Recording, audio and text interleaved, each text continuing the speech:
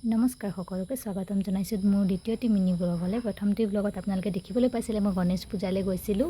সেইদিনে প্ৰথম দিনে ইমান হোমযজ্ঞ থাকি গৈছিলে, সেইকাৰণে আজি দ্বিতীয় দিনা ওলাইছোঁ যাবলৈ। আজি হোমযজ্ঞ আছে, এয়া মই পালোহি।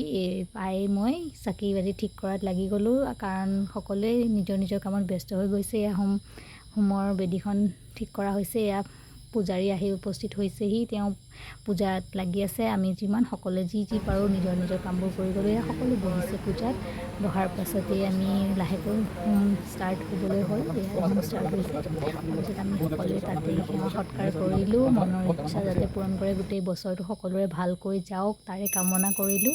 এয়া আৰতি কৰিছোঁ, আৰতি কৰাৰ পিছতেই আমি সকলোৱে পুৰি ক্ষীৰ প্ৰসাদ মানে ফল মূল আমি সকলোৱে যোগাৰ কৰিছিলোঁ। সেয়া সকলোৱে খাই মেলি দেখুৱাইছোঁ অকণমান, খাই মেলি বাহুক মৰম কৰি আৰু গুচি আহিলোঁ। Bye bye.